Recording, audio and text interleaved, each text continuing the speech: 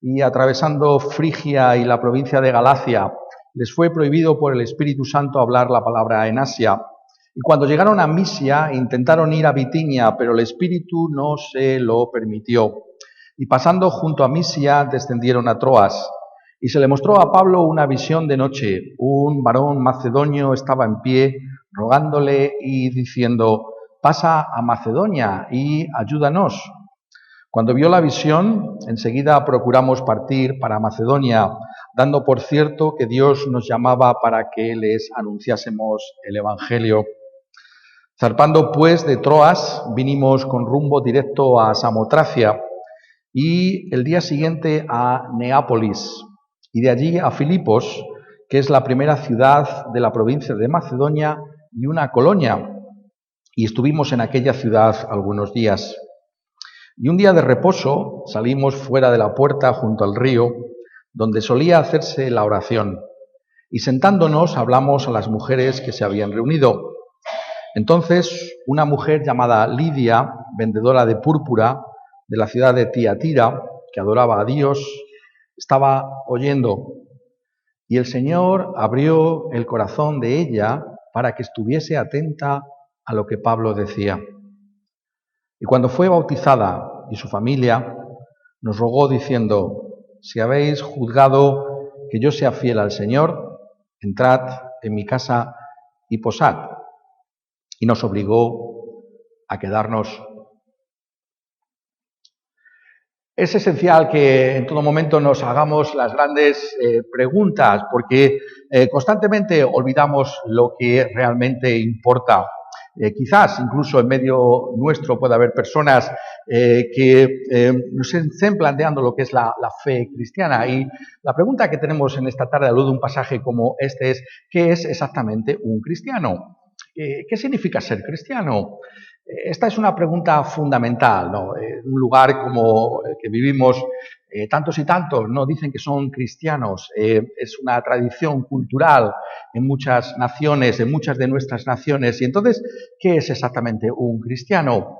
La razón por la que vamos constantemente a la Escritura es porque la Escritura precisamente busca contestar esas preguntas fundamentales. Y estos textos que tenemos delante de nosotros tienen que ser vistos como lo que son, la selección que hace el Espíritu Santo de Dios usando a este escritor Lucas para llevarnos a considerar estas grandes cuestiones. En este pasaje no solamente es importante, como estábamos viendo la última ocasión en la que estábamos juntos con él, trazar ese movimiento del Espíritu Santo para llevar el Evangelio a lo que llamamos Europa, sino que Lucas quiere que realmente podamos reflexionar sobre lo que significa ser un cristiano, sobre lo que implica realmente la fe cristiana. Y ese es el propósito principal que tienen pasajes como este. No son solamente esos detalles fascinantes acerca del movimiento del Espíritu Santo con estos misioneros, con este grupo misionero en este segundo viaje misionero del apóstol Pablo juntamente con sus compañeros, o el hecho de que finalmente alcanzaran las costas europeas en la colonia romana de Filipo, sino que realmente aquí se está planteando la realidad de lo que es un cristiano. ¿Qué es un cristiano? Si yo te hiciera esa pregunta, ¿qué contestación me darías? ¿Qué es un cristiano? ¿Eres tú cristiano? Y por eso miramos a un texto como este, porque en este texto verdaderamente se nos está instruyendo fundamentalmente sobre ello. Es esta ciudad romana, una colonia romana, es decir, una ciudad diseñada especialmente por los romanos, como podría ser aquí en España la ciudad de Mérida. Es una colonia, es un lugar especial. No simplemente es una ciudad muy antigua, ¿no? Que los romanos entraron en ella, sino que es una ciudad especial que ha sido diseñada por los romanos y tiene sus peculiaridades. Eso va a ser interesante conforme progresemos en el capítulo 16, de hecho, de los Hechos, para observar, ¿no?, la importancia que tenía que fuera una colonia romana fundamentalmente. El hecho de que ellos han cruzado, ¿no?, desde Asia Menor, lo que llamamos hoy en día Asia Menor, hasta este continente europeo, todo lo que va a implicar desde un punto de vista estratégico para la extensión del Evangelio de nuestro Señor Jesucristo.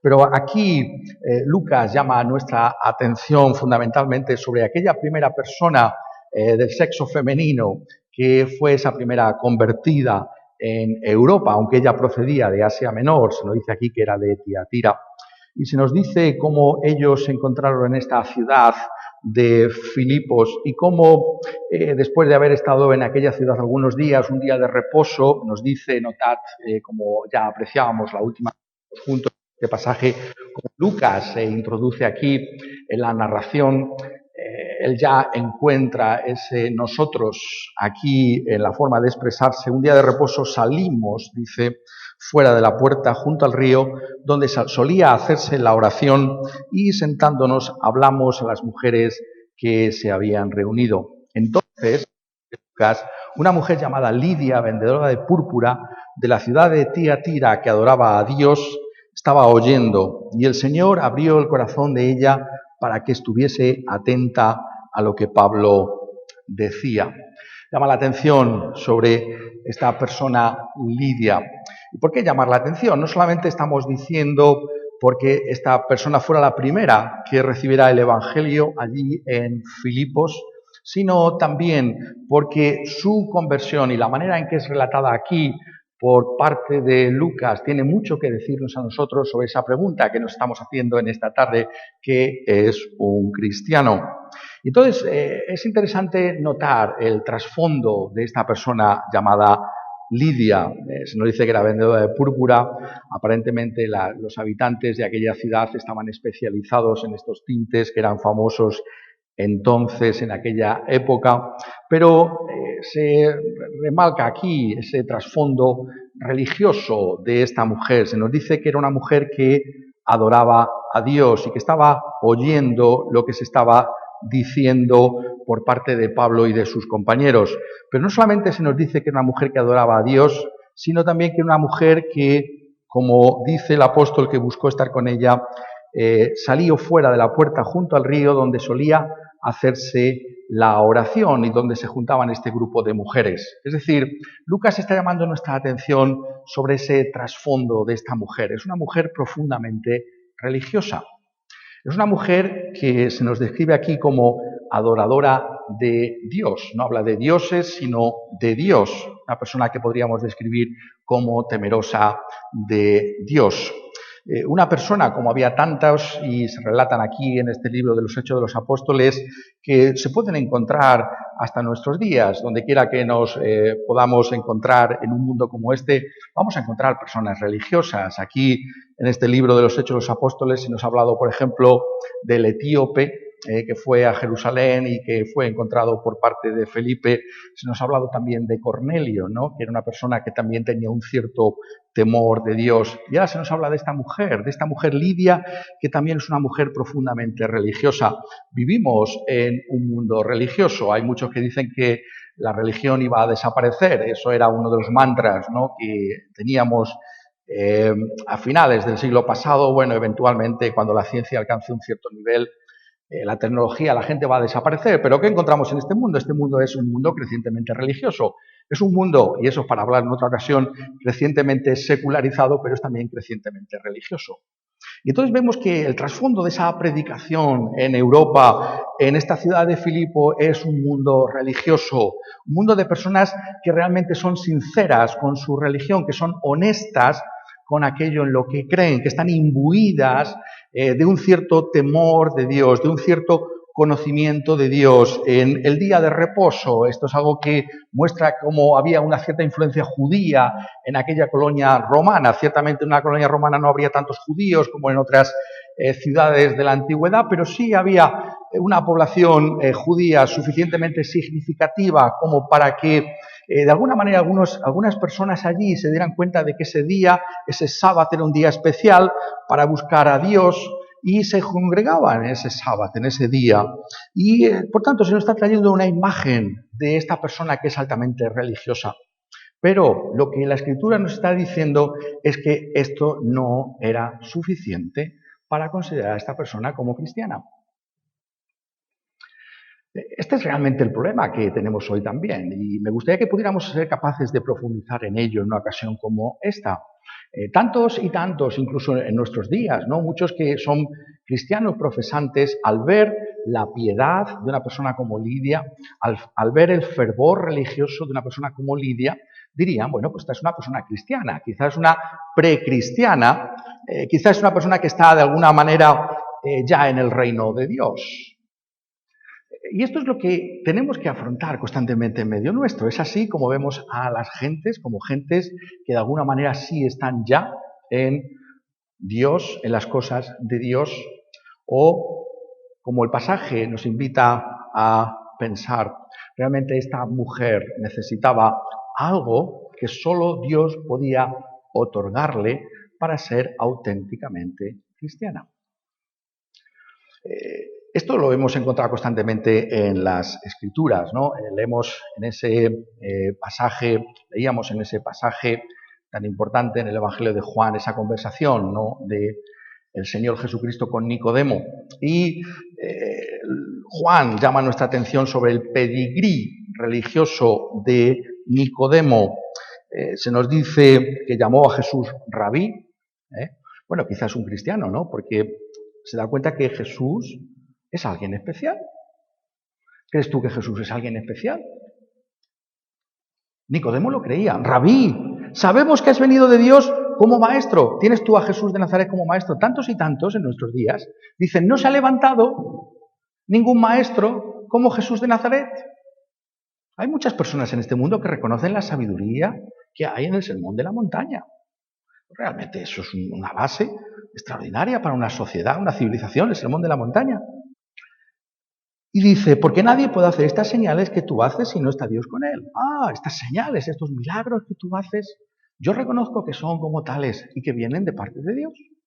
En muchos lugares, Nicodemo pasaría por un auténtico creyente. Se le tendría como un creyente. O alguien que habla así de Jesús, alguien que reconoce la mano de Dios en estas señales, tendrá que ser un creyente. Lidia pasaría igualmente por cristiana en muchos lugares. Esta persona tiene que ser ya cristiana.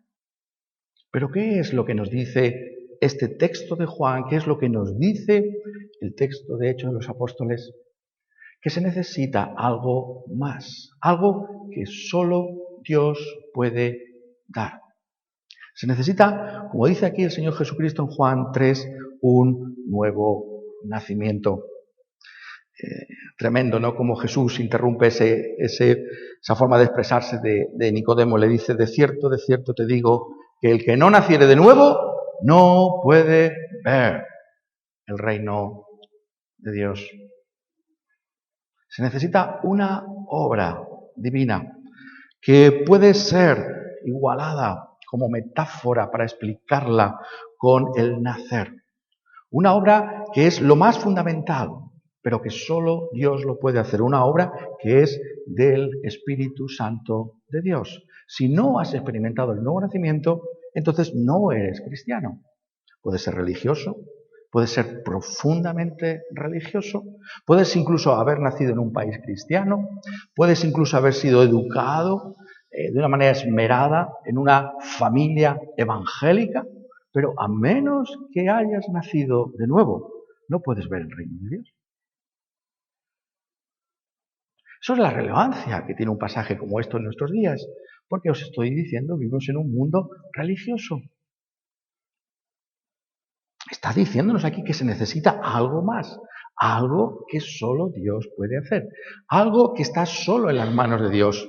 Lo que aquí se pone de manifiesto por parte del Señor Jesucristo es que es una obra soberana de Dios. El viento, le dice Jesús a Nicodemo, sopla de donde quiere y oye su sonido, mas ni sabes de dónde viene ni a dónde va. Así es todo aquel que es nacido del Espíritu Santo. El énfasis no solamente es en la soberanía de Dios, es el hecho de que esa soberanía de Dios está mostrando que es una acción divina, porque no depende del hombre. No depende, como dirá el apóstol Pablo escribiendo a los romanos, del que quiere y del que corre, sino de Dios que tiene misericordia. ¿Por qué somos salvos? Porque Dios quiere salvarnos, porque hay una soberanía, una autoridad del Espíritu Santo para salvar a quien Él quiere. Y eso es lo que está diciendo aquí. Y esto es fundamental, porque a menos que reconozcamos que la salvación no está en nuestras manos, entonces no vamos a darnos cuenta de lo que es la salvación. ¿Será eso la razón por la que tantas veces, incluso como cristianos, no somos lo suficientemente agradecidos a Dios por el tesoro inestimable de la salvación? Porque de alguna manera olvidamos que es un regalo, que nosotros no lo hemos obtenido por ser mejores que otros, sino porque Dios ha traído a nuestra vida algo que solo Él podía hacer, ese nuevo nacimiento. Pero lo interesante de este pasaje, y eso es lo que hablamos, ¿no?, muchas veces, de lo que consiste esa predicación expositiva, es que tenemos que observar los mismos términos, ¿no?, en los que se presenta esa doctrina, esa enseñanza de Jesús en el Evangelio de Juan capítulo 3, pero en los términos en los que lo emplea Lucas en este relato de Hechos 16. Dice que esta mujer estaba oyendo, pero hay algo ahí que expresa con toda claridad por qué esta mujer verdaderamente llegó a ser cristiana conforme a lo que enseña la Escritura. Dice, a mitad del versículo 14, y el Señor abrió el corazón de ella para que estuviese atenta a lo que Pablo decía. ¿Qué hizo la diferencia entre Lidia? Y se nos menciona ahí otras mujeres que fueron con ella. ¿Qué es lo que hace la diferencia entre Lidia y otras personas religiosas que habitaban en Filipos? ¿Acaso era más inteligente que otras mujeres? Bueno, seguro que no era una mujer inteligente, porque se nos presenta como una mujer que llevaba su propio negocio y luego pudo mostrar su hospitalidad hacia Pablo y ese equipo misionero en su propia casa. Tiene que ser una mujer de medios. ¿Pero es eso lo que el texto está diciendo que hace la diferencia? Lo que hace la diferencia, notadlo bien, es lo que dice aquí Lucas. El Señor, es decir, nuestro Señor Jesucristo, abrió el corazón de ella para que estuviese atenta a lo que Pablo decía. Lo que hace la diferencia es el Señor que abre el corazón de Lidia. Y notad la manera tan cuidadosa en la que Lucas busca enfatizar que esto es lo importante, en este caso para resaltar, porque ya en el siguiente versículo ni siquiera nos habla de que creyó, dice, y cuando fue bautizada. ¿Notáis? La forma literariamente es genial, ¿no? Cuando fue bautizada. ¿Por qué? Porque lo fundamental de Lidia, lo que aquí se quiere que nos demos cuenta, en aquella primera convertida en Europa, es que es algo que tiene que ver con Dios mismo, que solo Dios lo puede hacer. El Señor abrió su corazón. Y eso es lo que importa. Eso es lo determinante para lo que pasó después. Lidia, su corazón fue abierto. Es decir, Dios hizo una obra en ella, en lo más profundo de su ser, para que con toda su persona estuviera pendiente de lo que Pablo estaba diciendo. El corazón es el asiento más profundo de lo que somos. ¿Realmente qué somos? Tu corazón, la disposición más profunda, tus elecciones. ¿Qué eliges? Cuando tienes que elegir algo y nadie te ve, ¿qué eliges? Ese es el corazón. Ahí se ve lo que somos. ¿Qué abrió? Abrió su corazón, es decir, su mente, y el abrazar lo que ahí se estaba diciendo como si le fuera en ello la vida. Eso es lo que es la evidencia del nuevo nacimiento. El nuevo nacimiento es una obra del Espíritu Santo que solo Él puede hacer y que consiste en el hecho, según Lucas aquí, que Dios abre nuestro corazón. Lo que está diciendo es importante, fundamental. Solo Dios lo puede hacer. Oh, no es porque era más religiosa. Oh, no era porque es mejor persona. Oh, no es porque seguía algunas tradiciones de los judíos, como reunirse el día de reposo. No, es porque Dios abrió el corazón. Y aquí estamos viendo en este contexto amplio, a ver ahora el contexto amplio del pasaje, que no solamente que Dios, de una manera sobrenatural, como decíamos la semana pasada, envía el Evangelio a Europa, aquella visión de ese varón macedonio tan extraordinaria, sino que vemos que no solamente eso es sobrenatural, la dirección del Evangelio, sino la conversión misma es sobrenatural. Es algo que no podemos nosotros producir. Carne ni sangre pueden producir la salvación de nadie. ¿Acaso no lo dice también el Señor Jesús? Lo dice Juan en el prólogo cuando presenta a la persona del Señor Jesús cuando dice, mas a todos los que le recibieron, a los que creen en su nombre, les dio potestad de ser hechos hijos de Dios.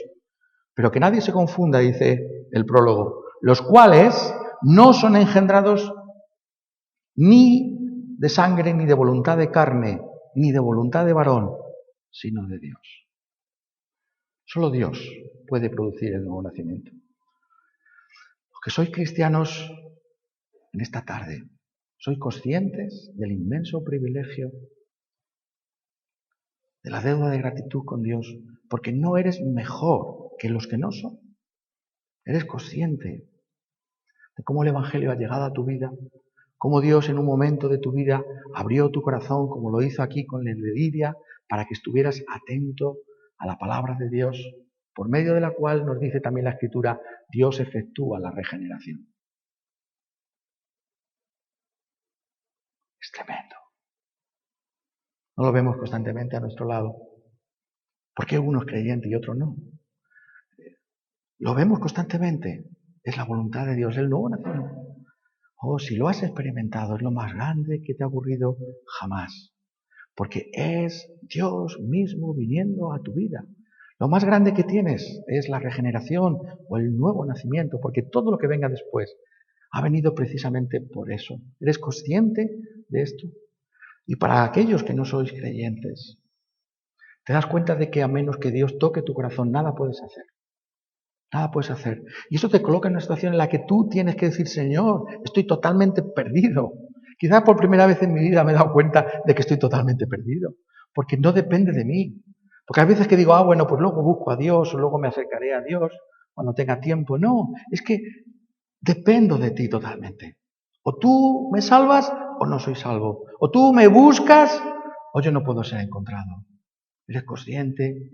Y consciente de esa realidad de perdición tan profunda, clamas a Dios y dices, Señor, sálvame. Esto es fundamental, más de lo que muchas veces pensamos y sobre todo en los días en los que estamos viviendo, incluso en nuestras propias iglesias evangélicas tenemos que escuchar esto. Dice el apóstol Pablo a los Efesios, y Él os dio vida a vosotros cuando estabais muertos en vuestros delitos y pecados. ¿Por qué necesitamos el nuevo nacimiento? ¿Por qué necesitó Lidia que su corazón fuera abierto? Porque por naturaleza estamos muertos en delitos y en pecados. Seguimos la voluntad del príncipe de la potestad del aire, Satanás. Estamos muertos. ¿Un muerto quién es un muerto? Un muerto es alguien que está totalmente insensible a todo. Tú puedes hablarle, puedes decirle algo bonito a ese muerto, puedes adularle al muerto, puedes insultar al muerto, ¿y qué hace? ¿Responde? No responde, está muerto. Es un cadáver. Nada puede hacer. Nada. Y Pablo dice, vosotros estabais muertos. ¿Qué es lo que hace la diferencia? Dice, pero Dios, que es rico en misericordia, por su gran amor con que nos amó, aun estando nosotros muertos en pecados, nos dio vida juntamente con Cristo. Por gracia sois salvos. Me encanta la forma en que se expresa aquí, pero Dios. ¿Habéis visto lo que hace la diferencia? No lo hace, pero no soy tan malo como otros, o soy religioso, pero como yo era religioso, no, pero como yo era hijo de creyente, no, pero como yo era sincero, no dice eso. Pero Dios. ¿Quién hizo la diferencia con los efesios? Pero Dios. ¿Quién ha hecho la diferencia? Dios. Dios te ha dado vida. El nuevo nacimiento. Para que Lidia estuviera atenta a lo que Pablo decía. Claro, luego hablamos, no, pero es que yo he creído, es que yo me he arrepentido. Claro, pero te has creído y has creído y te has arrepentido porque has tenido vida primero de parte de Dios. Si Dios no te da vida espiritual, tú ni crees ni te arrepientes. No puedes creer ni arrepentirte. Algunos dicen, no, pero yo me estaba hundiendo en el mar y me arrojaron un flotador, una ilustración que se usa muchas veces en círculos evangélicos, y yo agarré ese flotador y ya me salvé. Claro, doy gracias al Señor que me enviaron ese flotador. No, pero ¿sabes una cosa? Lo que está diciendo un pasaje como este es que te arrojaron ese flotador y ese flotador chocó contra ti, porque estabas muerto ya, estabas ya ahogado. ¿Por qué agarraste el flotador? Porque Dios te dio vida para ver que estabas perdido y para apropiarte de Cristo Jesús como tu único Señor y Salvador. Pero Dios, la diferencia la hace Dios, porque estamos muertos. Es decir, nuestro estado es infinitamente peor de lo que habíamos pensado por naturaleza. Solo Dios puede transformarnos. Solo Dios puede hacer que seamos distintos. La salvación es del Señor. ¿Cómo lo efectúa? ¿Cómo se ve esto? Esto es lo que Lucas quiere aquí destacar. Porque dice, el Señor abrió su corazón, el corazón de ella, para que estuviese atenta a lo que Pablo decía. Aquí hay esa primera esperanza y esa expresión de cómo el nuevo nacimiento. Algunos dirán, bueno, ¿y esto cómo puede estar teniendo lugar? Yo quisiera nacer de nuevo, yo quisiera estar regenerado. Mira lo que dice el texto, mira lo que te dice, para que estuviese atenta a lo que Pablo decía. Si estás tú atento a la palabra de Dios, con todo tu corazón, con todo tu ser, venimos a un lugar como este, poniendo nuestros 5 sentidos en oír la predicación de la palabra de Dios. Ahí hay buenas noticias, porque si esto te interesa, si estás atento a esto, es que Dios está obrando en tu vida. Porque eso es lo que le pasó a Lidia. ¿Cómo se come? Como se suele decir vulgarmente, ¿no? ¿Cómo se come esto del nuevo nacimiento? Bueno, si tenemos interés en la palabra de Dios. Lámpara es a mis pies tu palabra. Si somos conscientes como el salmista, lo acabamos de cantar, Salmo 119, que la palabra es importante para nosotros, si la palabra realmente nos mueve o nos conmueve, ahí está la evidencia del Espíritu Santo. Si queremos leer la Biblia, si queremos escuchar la predicación de la palabra de Dios, si estas cosas realmente tienen un interés para nosotros, ahí está Dios, obrando. ¿Por qué tienes tu interés en la palabra de Dios? Es porque Dios ha obrado en ti. Lo que te distingue no es que eres más listo, más inteligente que aquel que está fuera, sino es Dios el que ha hecho la diferencia. Y la prueba de que ha hecho la diferencia es que la palabra de Dios realmente te importa. ¿Te importa la palabra de Dios? ¿Realmente estás atento a la palabra de Dios? ¿Prestas atención a la palabra de Dios? Eso es lo que nos está diciendo un texto como este. Pero notad algo más que dice Lucas. El Señor abrió el corazón de ella para que estuviese atenta ¿a qué? A lo que Pablo decía. A lo que Pablo decía. ¿Qué es lo que Pablo decía? Realmente tenemos que darnos cuenta que lo que Pablo decía es lo que nosotros llamamos hoy en día el fundamento apostólico. Es decir, lo que es la predicación del apóstol Pablo, es decir, lo que significa realmente el Evangelio. ¿Qué era lo distintivo de la predicación del apóstol Pablo? ¿Acaso era un judío itinerante más, uno de estos predicadores que existían entonces en el Imperio Romano? No, lo distintivo del apóstol Pablo, como vamos a ir viendo en el resto del libro de los Hechos de los Apóstoles, es que estaba predicando que la resurrección había llegado ya en la persona del Señor Jesucristo. Así ellos albergaban, los judíos, que iba a haber una resurrección al final de los tiempos. Pero ¿cuál es el mensaje? El mensaje es que la resurrección ya ha venido. Ya ha venido, sí, en Cristo. Cristo está vivo. Esa es la realidad del mensaje que estamos predicando. No predicamos una religión, no predicamos una filosofía, no predicamos un código ético, no predicamos, aunque esté muy de moda, los valores cristianos. Eso se pueden encontrar a nuestro lado, en otros muchos lugares. ¿Qué predicamos? ¿Cuál es el centro de lo que anunciamos? La persona del Señor Jesucristo. Aquel que murió en una cruz para que por medio de esa obra nuestro pecado fuera cancelado, aquel que está vivo de entre los muertos. Esto es a lo que prestó atención Lidia. Por eso, ¿os dais cuenta? ¿No? Yo espero que todos nos demos cuenta. Y muchas veces tenemos que hacerlo explícito.